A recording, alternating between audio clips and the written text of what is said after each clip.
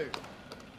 I have just returned from Buckingham Palace, where I accepted an invitation from His Majesty the King to form the next government of this great nation.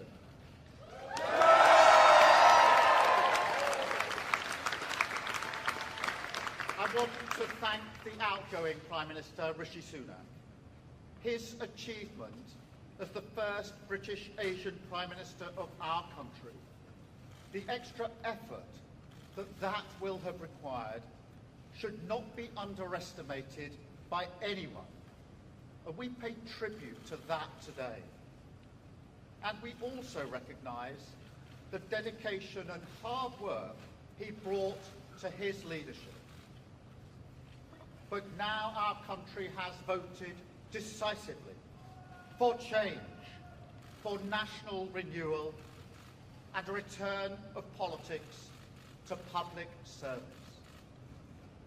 When the gap between the sacrifices made by people and the service they receive from politicians grows this big, it leads to a weariness in the heart of a nation, a draining away of the hope, the spirit, the belief in a better future, that we need to move forward together. Now, this wound, this lack of trust, can only be healed by actions, not words. I know that.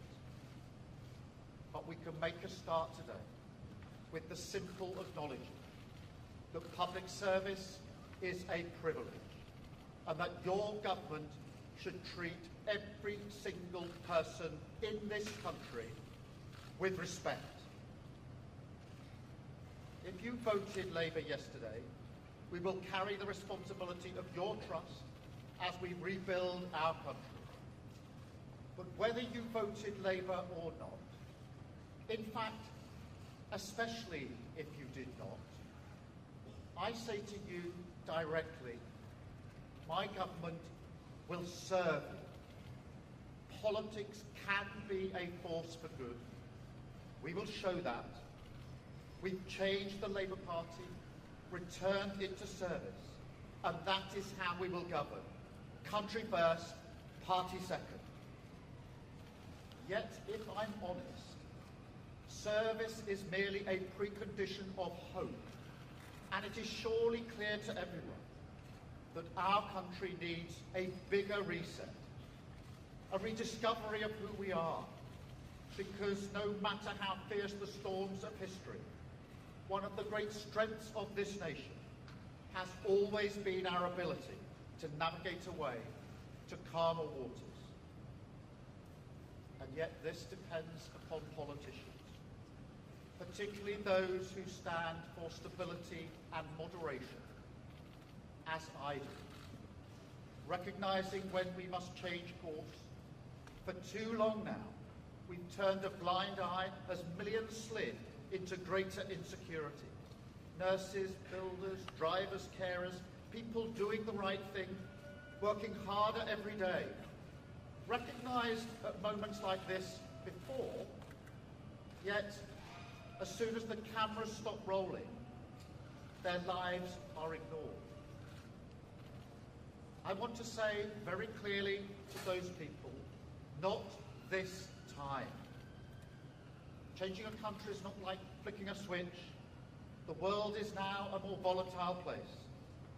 This will take a while. But have no doubt that the work of change begins immediately. Have no doubt that we will rebuild Britain with wealth created in every community. Our NHS back on its feet facing the future. Secure borders, safer streets, everyone treated with dignity and respect at work. The opportunity of clean British power, cutting your energy bills for good.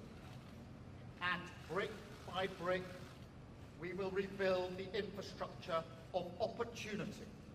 The world-class schools and colleges, the affordable homes that I know are the ingredients of hope for working people. The security that working class families like mine can build their lives around.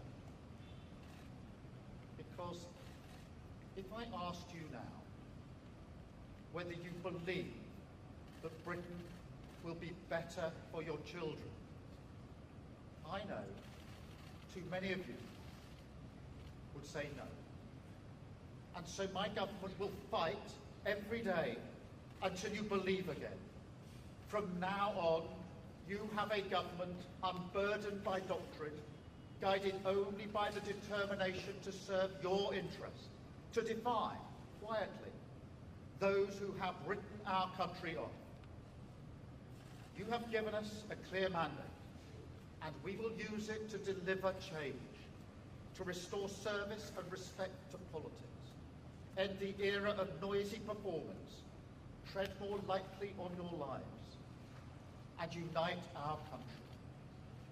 4 nations standing together again, facing down, as we have so often in our past, the challenges of an insecure world, committed to a calm and patient rebuilding.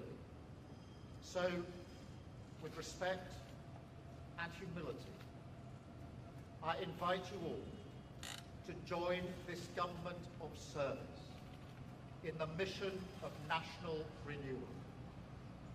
Our work is urgent, and we begin it today. Thank you very much.